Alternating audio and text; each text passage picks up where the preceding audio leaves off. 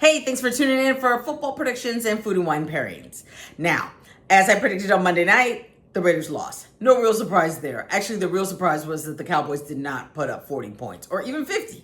I don't know what they were doing, but it was no real surprise. Now, tonight we got a game that could be full of surprises, but I think it'll be pretty good. We're going to see the 7-3 Buffalo Bills go to Houston to play the 5-5 Houston Texans.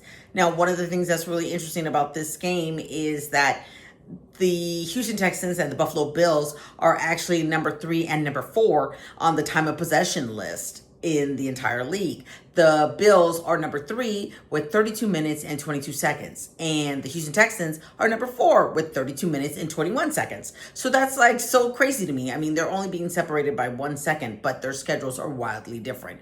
One of the reasons for that is that CJ Stroud has just not looked that great this year. And he's not going to be playing today. He didn't play last week either. He took a pretty hard hit on the 2nd of this month when they were playing the Denver Broncos, and he's been in concussion protocol. Now, I have to say this is the first time I've ever seen anybody be in concussion protocol for 2 weeks. I mean, it's a good move because if he hasn't hit the markers that they're looking for, they should not let him back out on the field to take more hits. So what that means, though, is that the Texans are going to be running Davis Mills out there as their starting quarterback, and I don't think he knows the offense as well as CJ Stroud. Meanwhile, I think that the Buffalo Bills are really starting to hit their stride. Earlier this year, people were wondering what was going on, and they lost some games where it was like, you should not have lost to this team. But now they're kind of getting it together, and they beat the Tampa Bay Bucks last week, 44-32. It was a really great game if you had a chance to see it. I mean, Josh Allen had a chance to score 3 rushing touchdowns. That doesn't even include the touchdowns that he threw.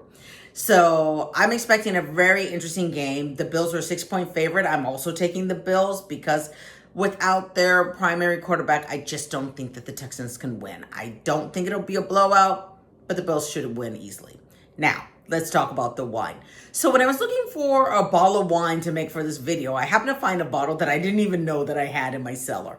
And the wine that we're having today is from Francis Ford Coppola Winery. It's 2015 Chardonnay, and it's called Jaws.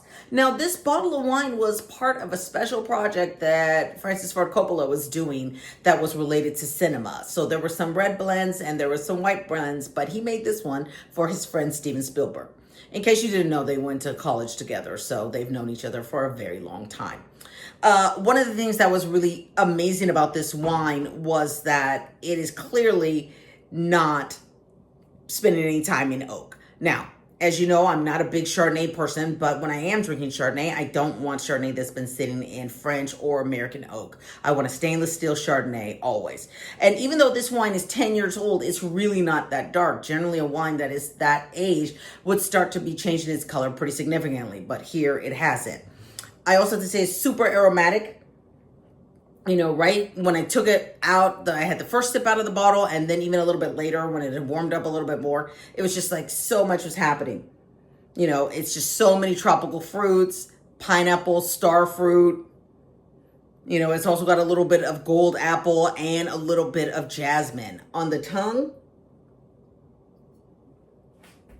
getting hit with that pineapple, a little bit of Meyer lemon. I would say this is a low acidity wine. You know, it has a little bit of a punch, but hardly anything to stop you from having it.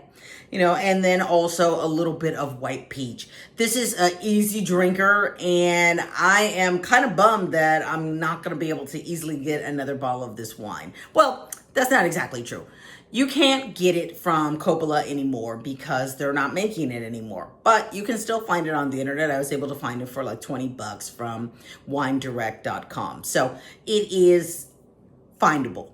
I recommend that you get it. It's very enjoyable. I paired this with a ground pork and spaghetti squash stir fry. I'm going to put a link to the recipe that I used in the description so that way you can also make it. One suggestion on the recipe, go ahead and double up the seasoning for the meat. I thought it could be a little more aggressive, but this paired great with that. So all in all, I think it's going to be a great night.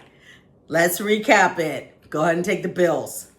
Spend the time and the money to find this bottle of wine. It's enjoyable. It is also a great wine for your friends that don't really drink wine. You got to have wines like that in your pocket, and it doesn't cost too much, so you won't be mad when they're like, I don't know if I should really get into it.